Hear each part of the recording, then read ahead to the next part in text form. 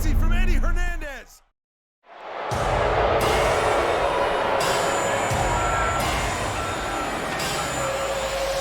Welcome, ladies and gentlemen, to GAW Academy Stormchaser. We begin tonight with the former world's strongest man, Overload.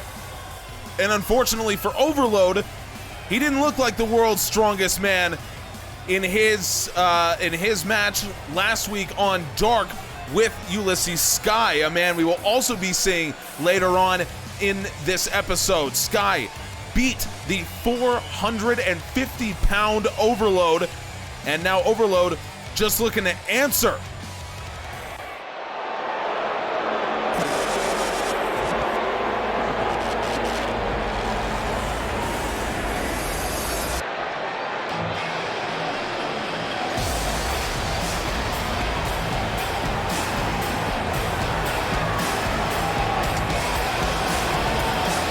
Well, folks, he's back. Lars Nightfall, the man who Eddie Hernandez announced months ago as the man that he brought in to help protect the homestead.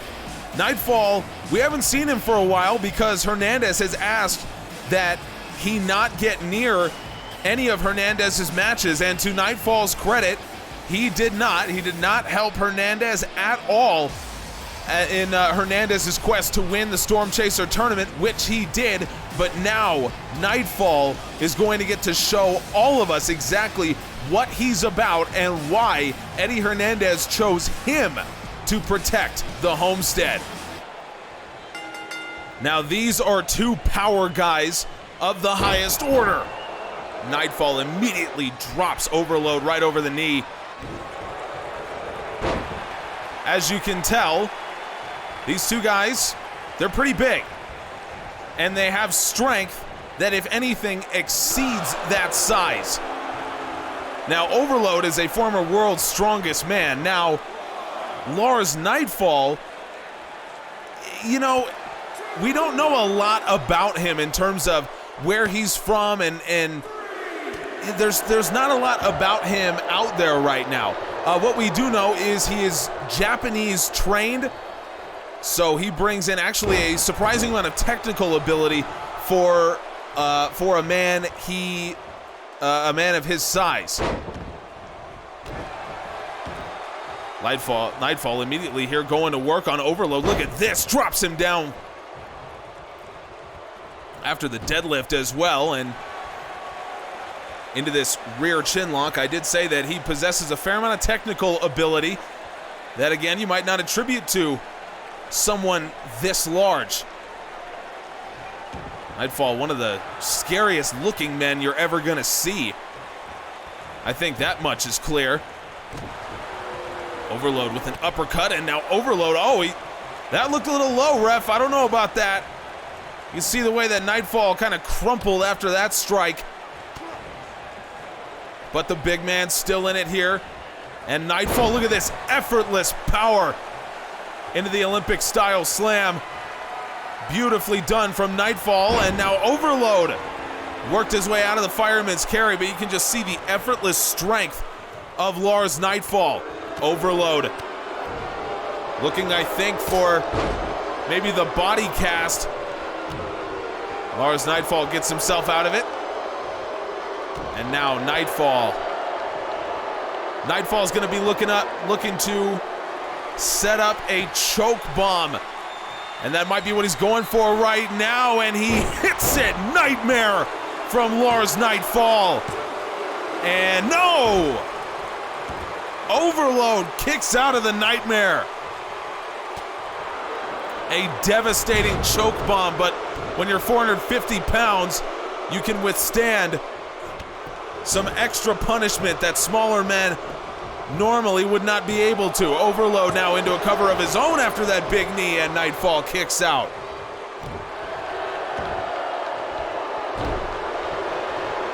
I think Nightfall knows the choke bomb, the Nightmare. It's a volume type move. Very often he's needed multiple to beat opponents at least of this size. And so that certainly seems to be the case. What the hell's Overload doing? Overload on the outside now as Nightfall stirs, trying to get to his feet. Overload watching him do it. And Overload now looking like he might be trying to leave. Nightfall trying to chase him down to stop that from happening. Overload. Yeah, Overload, he's just walking away. The hell's going on here? Overload has just walked away from the ring entirely. Nightfall chasing him up the ramp. And Overload. Nightfall caught him with the strike, but now the question is, can one of these guys get back to the ring, and does Overload have any desire to actually do that? Remember, they've got 15 seconds here in GAW, but it doesn't look like Overload has any intention of actually going back. I have never seen this before. Overload has just given up on this match, and Nightfall, after being hucked into this steel barricade, there's nothing he can do except try to get Overload back. I don't think he's got enough time. Nightfall at this point just has to sprint back to the ring. Nightfall rolls back in, and Overload is going to get himself counted out. Overload has given up on this match. I have never seen anything like this ever. Overload just gave up on the match after he had already kicked out of the Nightmare. Certainly you'd think that Lars Nightfall was on track for the win, but Overload just gives up on it. Unbelievable. Overload with no intention of trying to get back into the ring. Wow. I have never seen anything like this before. Lars Nightfall does pick up a debut win, but the story here is Overload just giving up during this match. Hopefully we can learn more as the night progresses. Speaking of as the night progresses, folks, we have ourselves a big night coming up. We've got Midnight. If you watch GAW Dark, you can see how dangerous that man is. He's making his Stormchaser debut. We've got Ulysses Sky in action, and in our main event, we were told by Jason Parker last week that La Tortuga Roja and Jackel will be battling in the main event. They will get their hands on each other for the first time since Jackel violently turned on his mentor. But before we get to Midnight's debut match, let's go backstage to the GAW Academy champion, Garrett Gibson.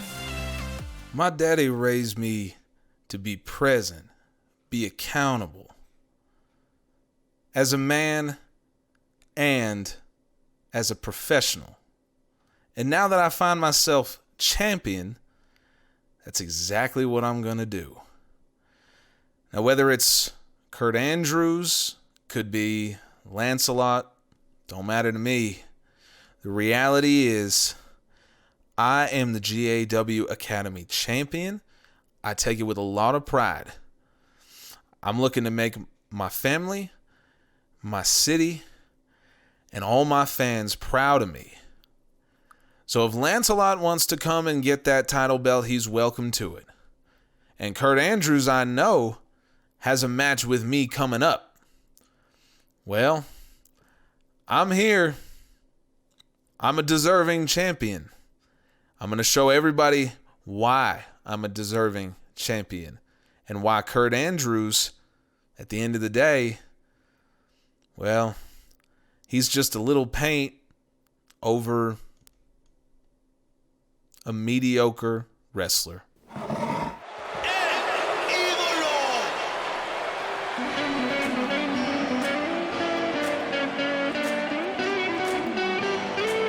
This is the first time seeing Mexican Shia since he was attacked by Lancelot after their match in the Stormchaser tournament knockout stages.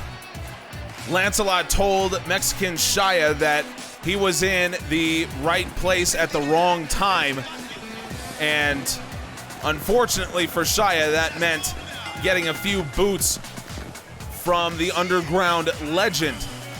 But Lancelot said that he was aiming for Garrett Gibson, and we just heard Gibson say that no matter who is beating down his door, he is ready for those challengers. Well, we know that Kurt Andrews will be the one to take on that challenge.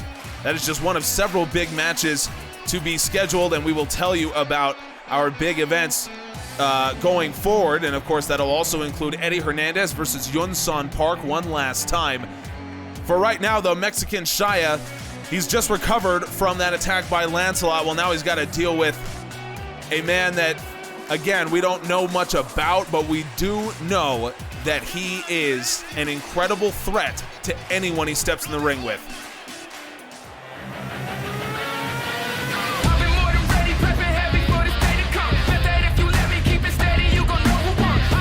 We saw Midnight debut on GAW Dark last week, and he looked as scary then as he does now, just so you know. Midnight is just 25 years old. He has already held 3 world championships across the underground scene. And before he did that, he was known as the hardest of hardcore wrestlers. This guy is tough as nails. And we saw him lift up a 400-pound Tonga for a brainbuster like it was nothing. That is the kind of person, that is what Midnight brings to the table. This man is exceptionally dangerous.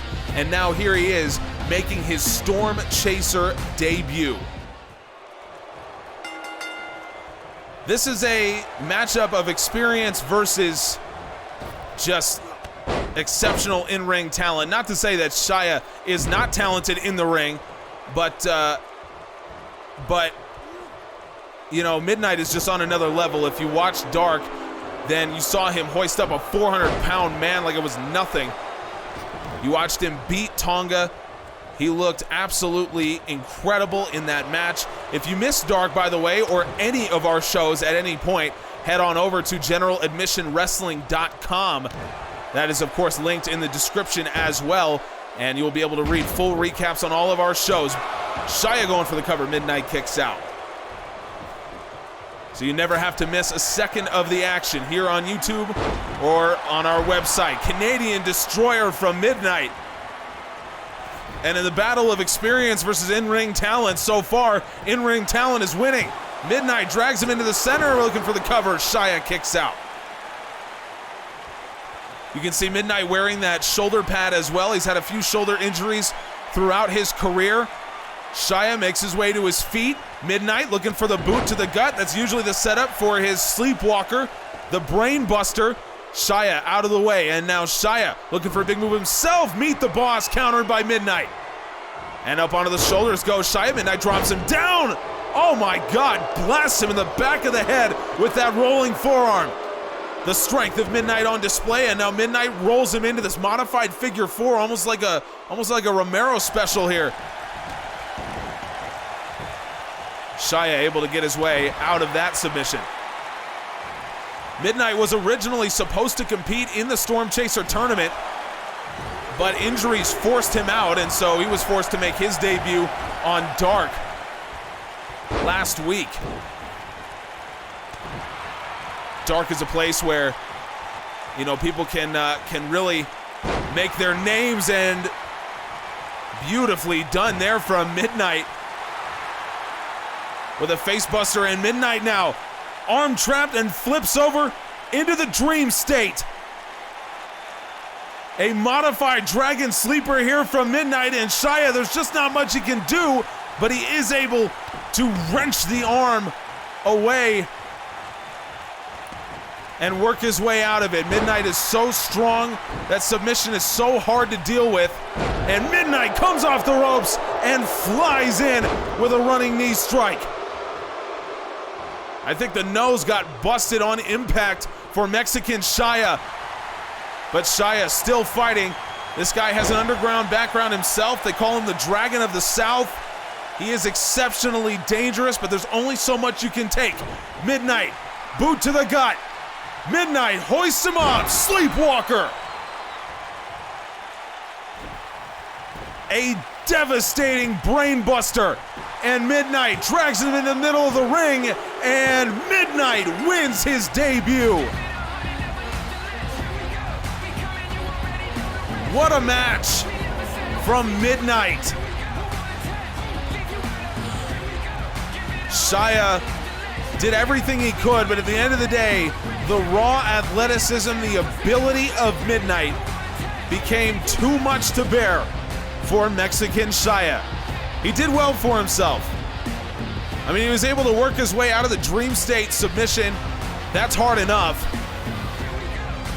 But at the end of the day, when you get hit with the Sleepwalker, you know where you're going, and that is right to sleep.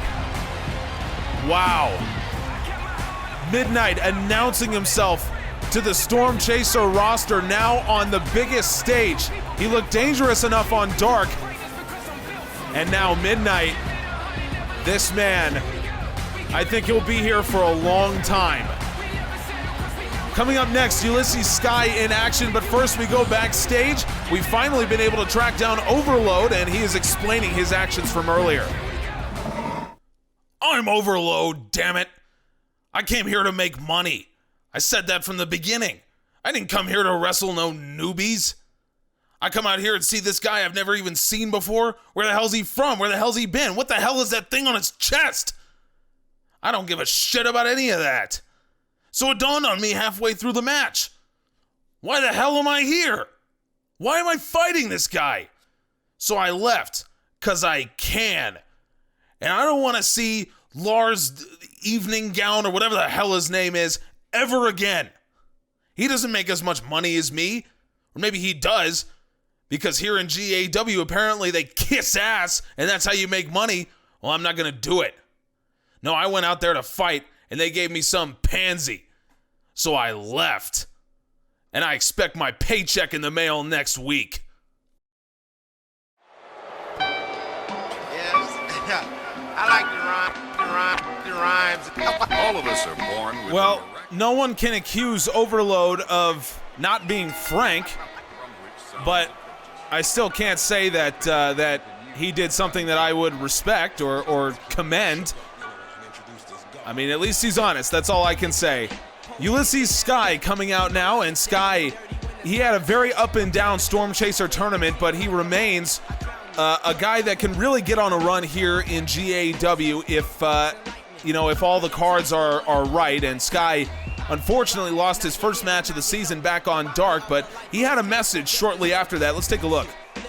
Hey man, I'll be the first to tell you things didn't get started off right for me. But look, I'm still better than everyone else in this company.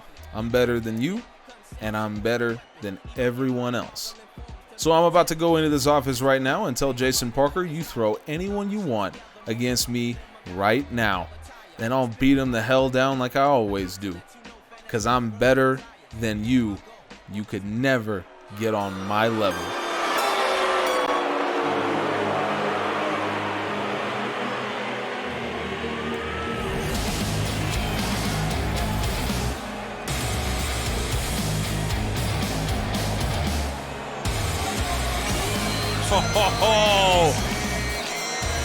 I don't think this is what Ulysses Sky had in mind when he called out anyone to take the challenge.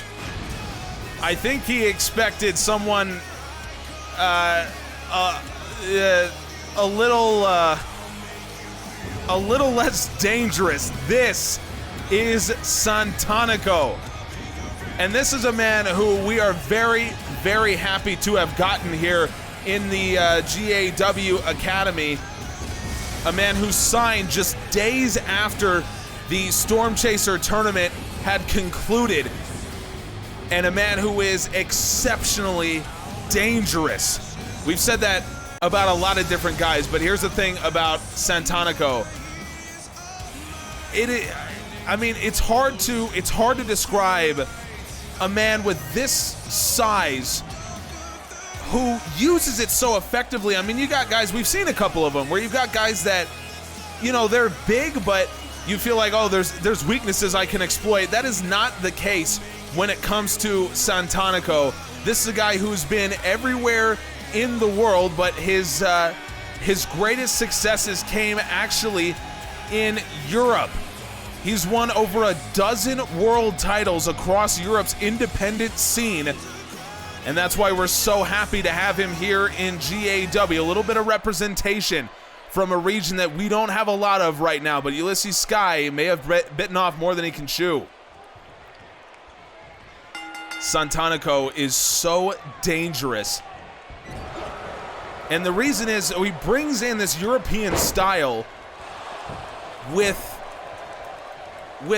I mean, athleticism, and I don't really know how to describe the style, to be honest with you. Look at this. Santanico rolls through the ropes with a Hurricane Rana. See, that's what I'm saying. I don't know how to describe his style. You know, you have guys that kind of fit into these neat little categories, right? And you can say this guy's a brawler, this guy's a grappler. You know, we say that all the time as wrestling fans. But with Santanico, you can't really do that.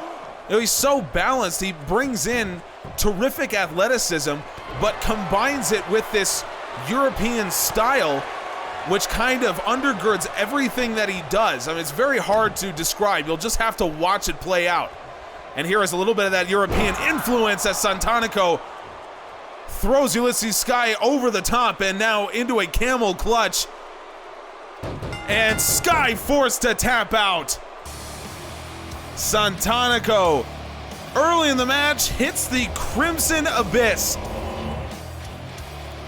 A sleeper hold that he transitions into a camel clutch style, almost like a bulldog choke. And I mentioned that European style is so present in anything that Santanico does. And there it is. Santanico with the Crimson Abyss forces Ulysses Sky to tap out about 90 seconds into this match. My goodness, Santanico. This guy's here to stay, and you better watch out. This guy might be something special. Coming up next is our main event that Jason Parker announced last week. La Tortuga Roja takes on his former student, Jackel, and before the match begins, we go to La Tortuga Roja backstage. I never envisioned myself as a teacher. I never thought that I would be the one passing on what I learned to the future generations. But when I saw Jackel, I saw something in the young man that I couldn't ignore. I knew how talented he was from the very beginning. And it was very important to me that tradition of the lucha libre, that it continued. I asked him and he agreed. We've been working together for 3 years. I know how tough it is to not be able to win matches, to not be able to get the things that you think you deserve. Believe me, I understand. I know what Jackel's going through. And I also know that deep down, my student is still in there. The young man that came to me and asked me personally, could you help me? I've been looking up to you for so long. Could you help me? I know he's there. And I know that tonight he's going to do the right thing. That's what I taught him to do. That's the person that he is. And I'm looking forward to seeing him again.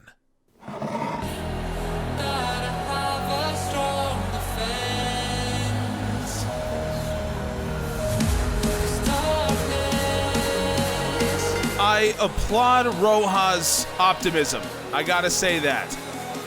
And you know, he's known Jackel for so long, and Roja was the one who took Jackel under his wing in the first place, so it makes sense that, you know, he feels like at some point Jackel is not going to totally abandon every lesson that Roja taught him.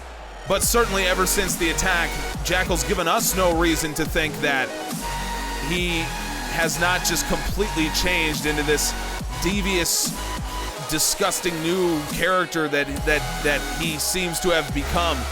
We'll see if Roja's right. He certainly knows Jackel better than any of us, so we'll see if he's right about his assessment of where Jackel is right now.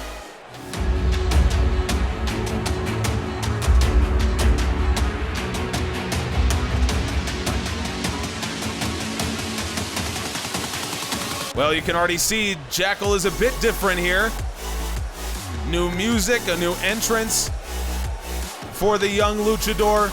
A man who has had a lot of success during his career, certainly, but not so much here in GAW. So he was trying to make a change. And, you know, normally when you're trying to make a change, you would do something like, I don't know, change your hair. You would get a new training regimen. You would do something. Well, for Jackel, he turns on his master and nearly puts him out of competition for good. So, to each his own, I suppose. Roja thinks that Jackel can't continue that, and he thinks he'll find his old student in this match. I'm not too sure, but we're about to find out.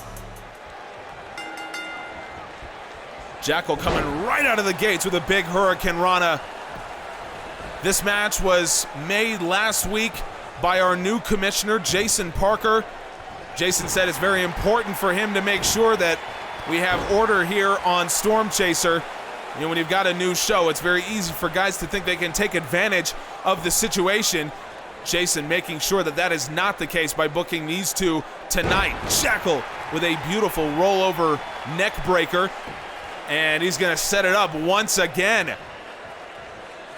Jackel right over the knee goes his former teacher. Speaking of Jason Parker, we're very happy to have our new commissioner here, and he is going to reveal to us the main event of next week's show. I had Garrett Gibson run his mouth earlier. And look, I like it. I like when guys take matters into their own hands. But I'm going to let Kid Andrews respond to it in the proper way. Main event next week, Andrews versus Eddie Hernandez. Have fun, boys. Wow, what a match that will be. Kurt Andrews versus Eddie Hernandez. Two of the best wrestlers in this company right now.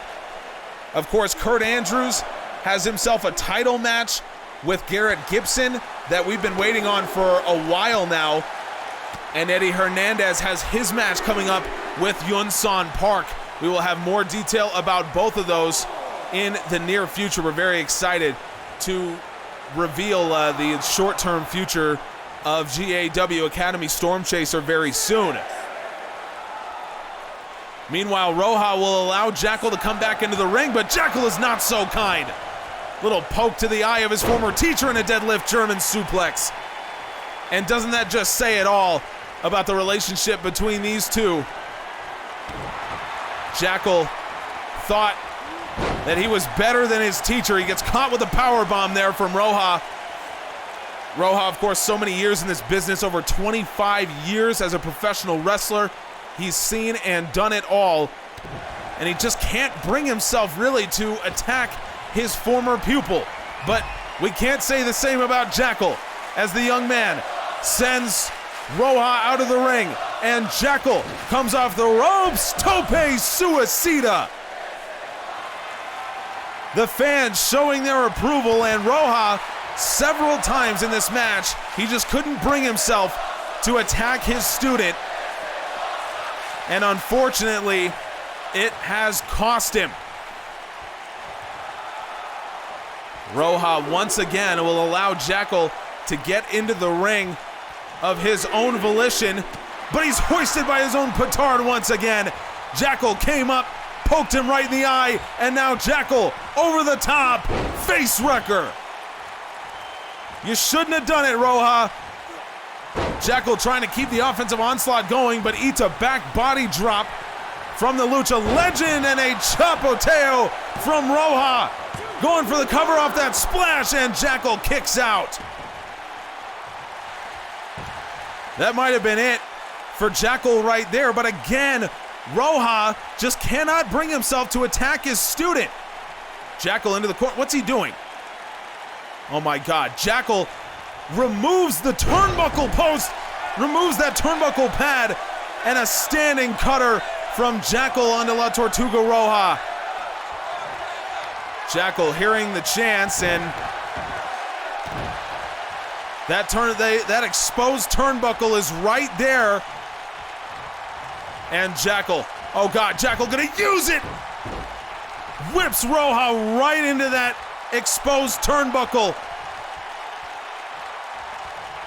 My God, Roja just able to make his way to his feet, but Jackel working him over once again.